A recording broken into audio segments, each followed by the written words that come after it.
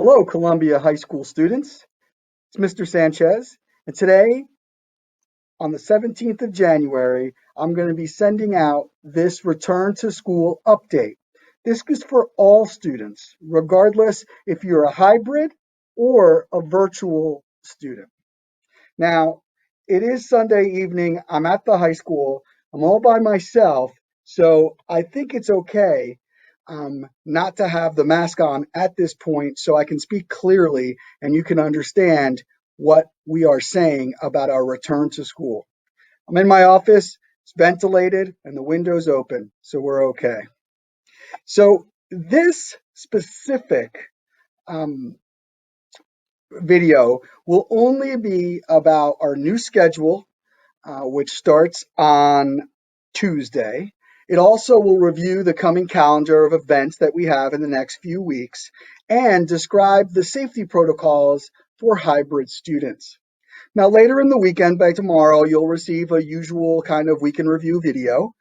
You also have your CCN video this week, and then we'll also have a special Martin Luther King message tomorrow, Monday. But right now, let's just focus on these items. So right here, you'll see our calendar for the next month. Okay, so yes, on Monday, January 18th, you'll have Martin Luther King Day and schools will be closed. When we start school on the 19th, a brand new schedule will start. Basically, it's the same A, B day. As you can see, we have B days and A days still continuing. There'll be just a little change, and that's to have the lunches, those lunch periods 5, 6, and 7, now bookending our day. So they're going to start and end days.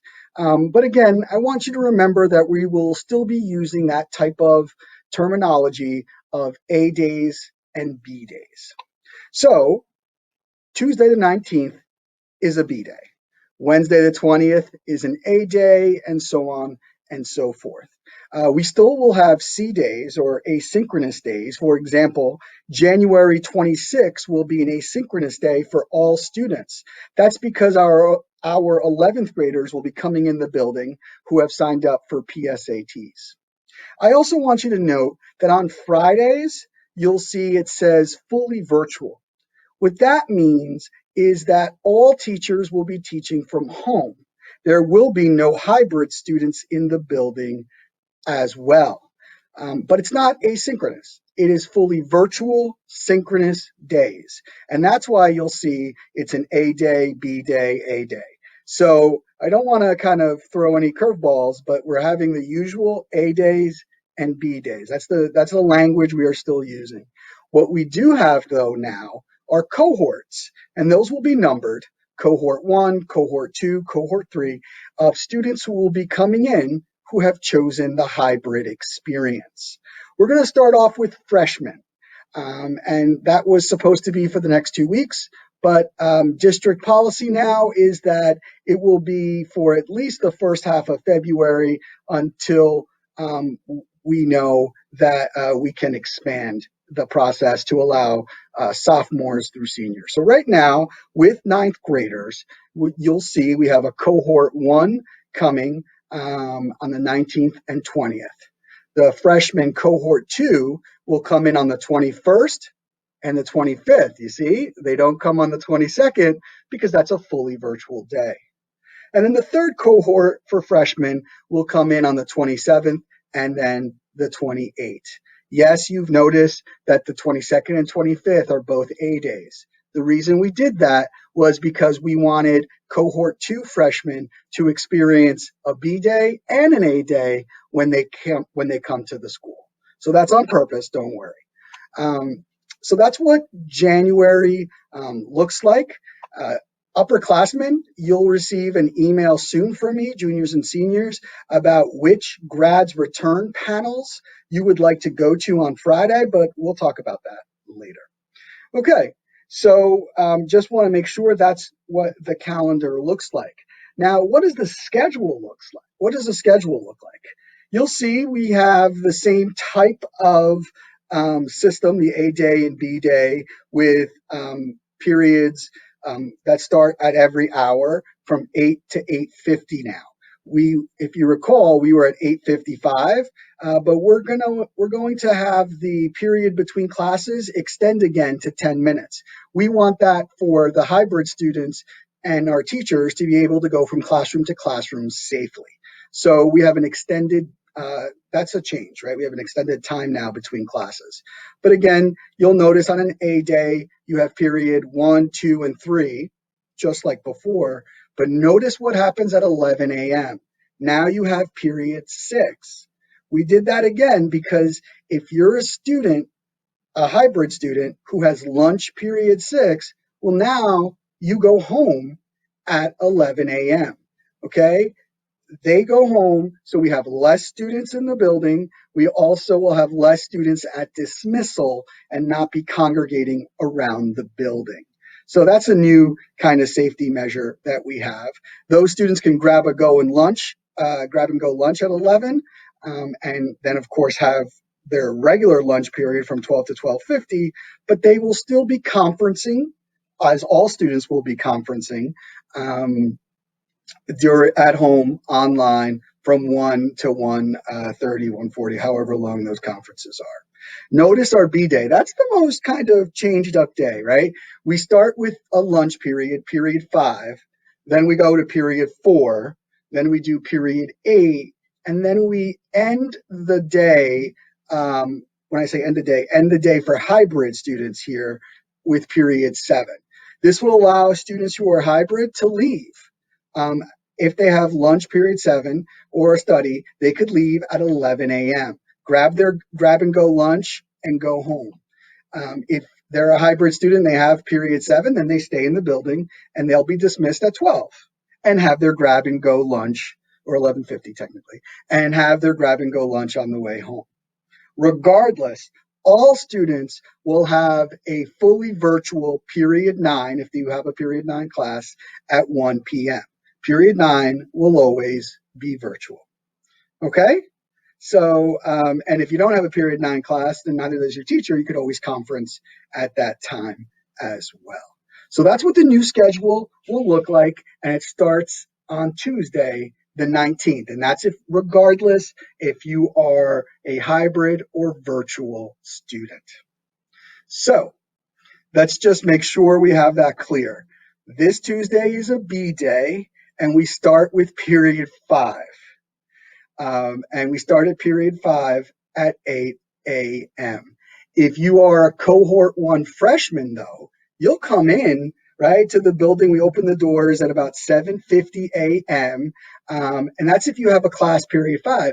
If a cohort 1 freshman, if you have a lunch period 5, then you come in right before 9 a.m. so you can attend period 4 class. All right, we'll be out there to welcome all students at that time, both period 5 and period 4.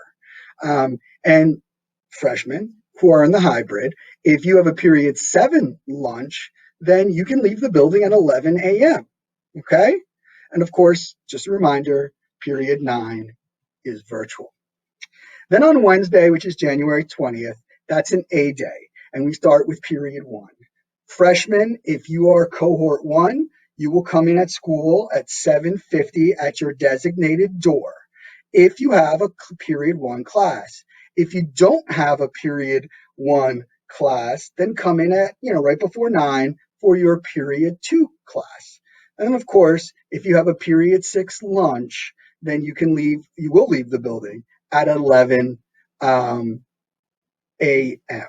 Okay? So right after period 3. So there's your schedule. I hope that clarifies what the schedule will look like. And again, this process repeats itself with cohort 2 and cohort 3 as we go through A days and B days. So just want to make sure you are aware. Now, what hasn't changed is how to protect yourself from COVID-19, right? You are to stay home if you are not feeling well. Even if you're a hybrid student, you could take the class virtually that day. Always cover your mouth, not especially with a mask. That is a full policy that we will be explaining in a couple moments. Always wash your hands. We have hand sanitizers. Keeping your distance is also extremely, extremely vital. So let's talk about the hybrid safety protocols that we have in this building to keep our staff, faculty, and students safe. On average, for this first week, when we bring in cohort 1 and 2, we will have about 100 students per day. That's about 5% of the building. Students must have this student compliance form signed off before coming in, and we'll be checking. A guidebook for parents and students will be emailed tomorrow with everything that is here so that you have this as a PDF document. So before coming to school, hybrid students, I want to make sure, and parents, that you watch District Nurse Porter's video message that's on our website under COVID protocols. In that video, she reminds students and parents to only send children to school when they are healthy. It is the responsibility, even though we are filling out that compliance form once, it is the responsibility of parents to check the child's temperature every day. We do this with our players, our coaches, and our athletic trainers. So again, it is vital that it's done at home before you come to school. Anything at over 100.3 is unacceptable. The child can stay home and still have the educational experience, but do it virtually. Check for the COVID symptoms that were sent out as part of that compliance form.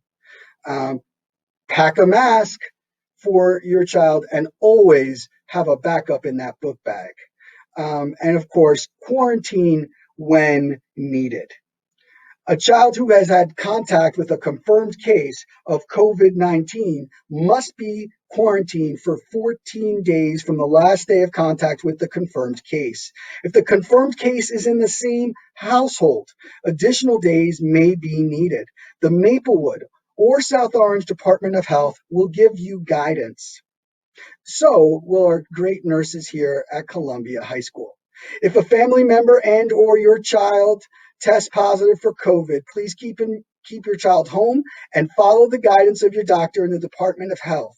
But most importantly, contact Mr. Sanchez, myself, as soon as possible. Note that if your family has traveled outside of the state or country, there is a quarantine period to follow before returning to school. So do not send your child back to school until you follow those quarantine guidelines, which are, again, in that form, that compliance form that you have signed. So let's talk about first and foremost for our hybrid students where you will be entering. So here's a map of Columbia High School, satellite map, and you can see Valley on the top.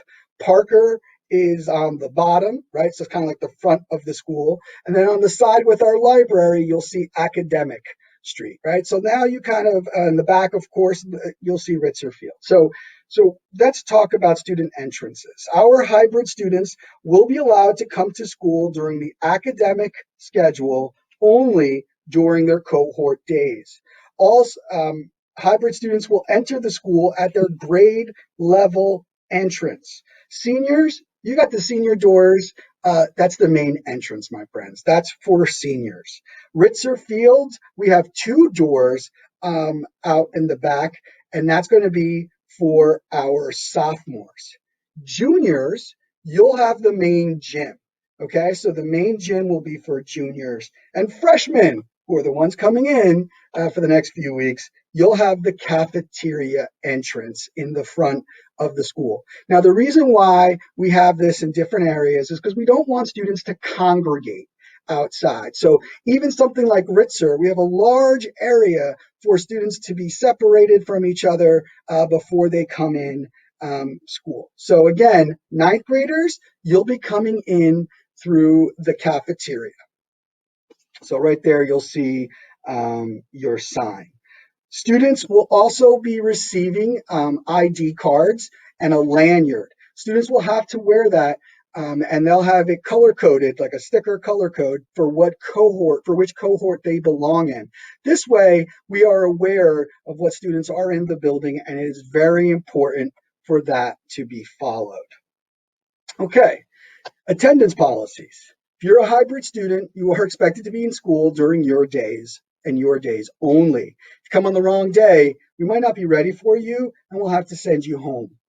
If you are a hybrid student who cannot come to the building on the day you're supposed to, right? Maybe you're quarantining because of travel. Well, you shouldn't be absent from class. What you are is absent from the building. So you can attend class virtually. But just to help teachers take attendance, we really ask you that you email the school attendance line. We'll be creating one for you and sending that out to parents. That's really important to know that even though you're hybrid, you can stay home. Let's say you have two of the symptoms, right? We don't want to require you to be here when you don't need to be here, okay? But to help teachers logistically, please let us know. You will get a full attendance. You will not be marked absent because you will be going to school virtually that day. So what about masks? You know, other than a vaccine, there's nothing, we know that there's nothing that is stronger to mitigate the COVID-19 virus than a mask. So we're in this together.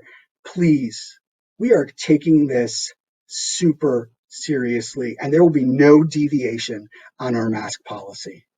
If you cannot wear a mask for health issues, then you cannot be in our hybrid program. But that's okay. You'll have the same experience virtually at home. And you have to wear the mask properly. Proper mask protocols equal hybrid learning. If you, as a student, cannot wear your mask, if it's under your nose, that means we will have to ask you to go virtually. You know, I've learned that in the few years before I've come here, that there has been a real effort to create restorative practices in our building. And the importance about, or what the foundation of restorative practices is about having a community to understand what the norms are in that community.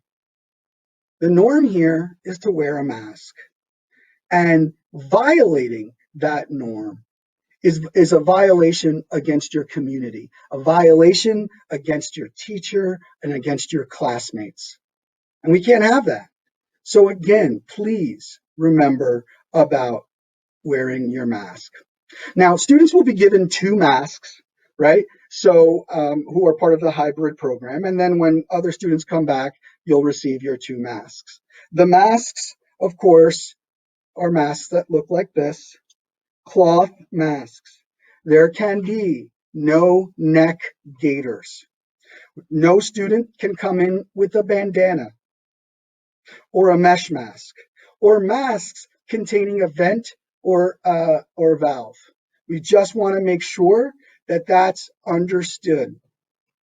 So again, you can see in this here, masks should have 2 or more layers, are washable and breathable fabric. They completely cover the nose and mouth and fit snugly, right? No gaiters, no vents. And I know N95s are the best, but those are really should be reserved for healthcare workers, okay? We want to make sure that everyone here is safe. How about now getting to class? So now you know which entrance you're in. And I do want you to know that due to the size of Columbia High School, hallways cannot be really one way. It's going to be a quarter of a mile to get you in one way if your class is just on the other side of where you had class. So we can't have one-way hallways, but all staircases will be directional as either up or down staircases. A CCN produced video will be coming out relatively soon. We have signs for our staircase doors, and freshmen, when you come in, we'll be able to give you a map. I can't post a map for security reasons. It's not best practice to have a map of a school on your school website, just for school safety. So I can't give you that map right now, but you will receive that map on Tuesday. And of course, we really studied the flow of the building, and we have up staircases, then we have down staircases and up staircases. So again, and with your 10 minutes, you're not going to be late to class. It'll be fine. Um, Many of our hallways, as you can see from this visual, are divided with red dots, reminding you to stay socially distanced of 6 feet. When you're in the hall, you are to stay to the right of those dots when you're walking forward, just like a car. And if you're walking in the other direction, right, you're to the right. This way, we don't have face-to-face interactions with our students. Students, again, you must observe social distancing at all times. And you'll notice in the hall, we have plenty of signage. We have signs to remind you to wear masks, and we have signs that also remind you where the hand sanitizing stations are. And there are hand sanitizing stations in every classroom and throughout all of our hallways. So that's how we get to class. Now, in class learning, rooms have been arranged to keep the most efficient distancing possible. Our teachers were here last week to ensure that was done, and we thank them for coming back and getting our classes ready. Desks, tables, and chairs are not to be moved, students, at any time. That's why they are there. To assist us with social contacting, teachers will create seating charts. So students, you're to remain in your assigned seat once it's given to you, unless directed by a teacher to move. In class, you will observe social distancing at all times. In-classroom activities will be limited to those that allow social distancing. There are scores and scores of hand sanitizing stations, right, in all the classrooms, as I mentioned. And so make sure to sanitize your hands after every class.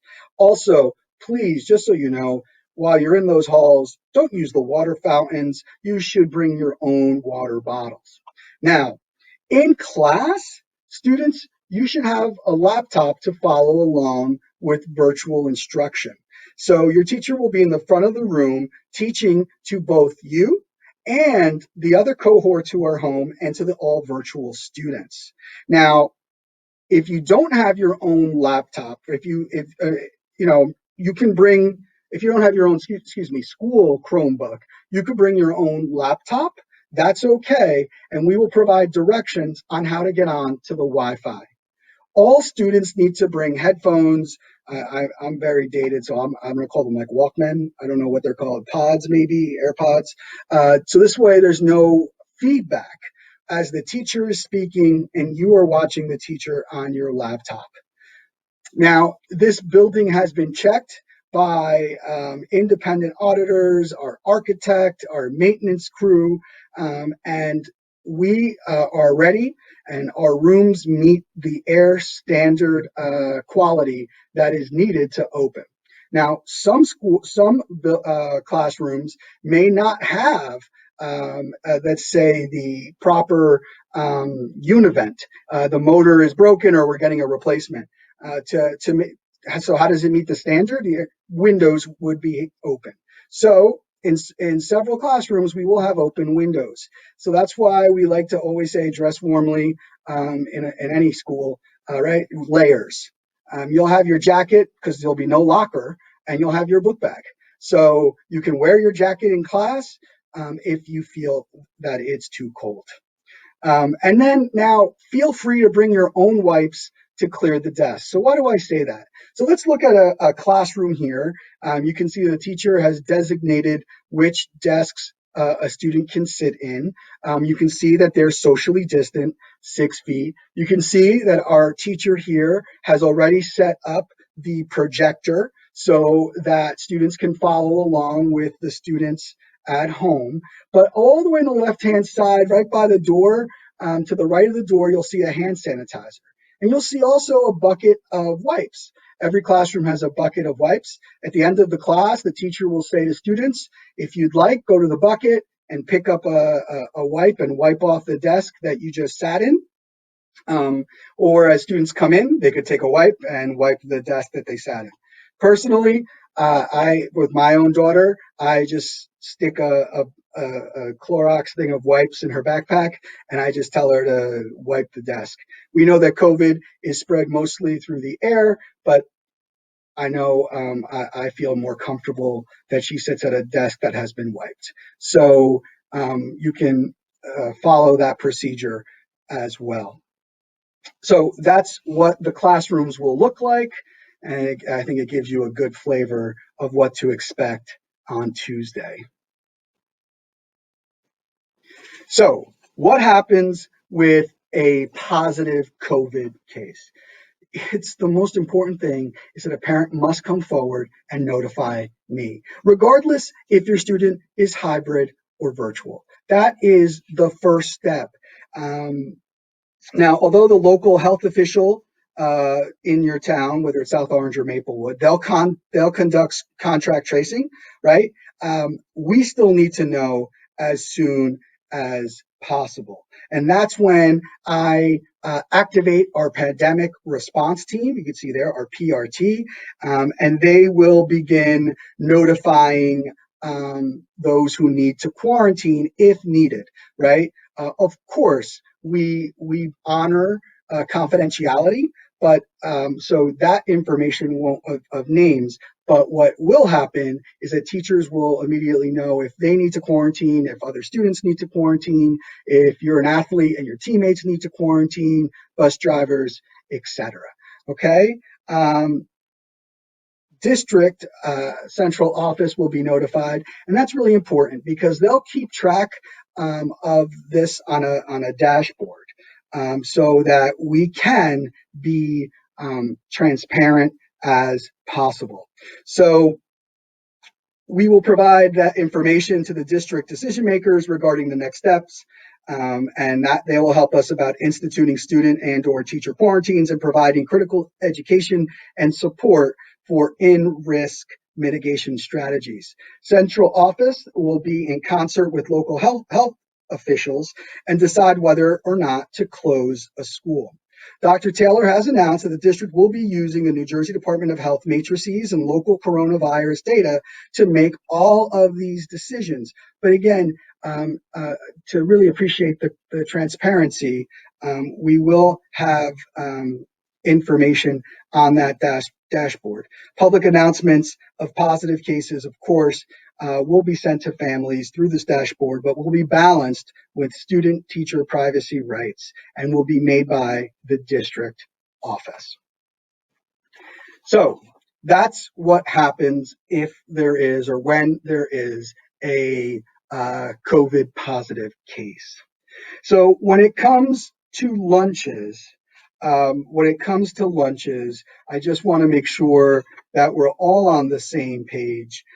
Students can come, whether hybrid students in session can pick up lunch at dismissal, and we'll have that at the main entrance. So even though freshmen come into the cafeteria, students can leave through any door. But if you want a lunch, you have to go to the main entrance, and we'll have grab and go lunches there for you. And that's for all students, right? Can get a lunch at Columbia High School. Now, if you're a hybrid student that doesn't have that's not in session that day, or if you're a 100% virtual student, well, that's okay. You get lunch too. You can come to the cafeteria entrance as you have been throughout this time, from 12:15 to 2:45, and get a lunch. And then, of course, tomorrow's breakfast is included.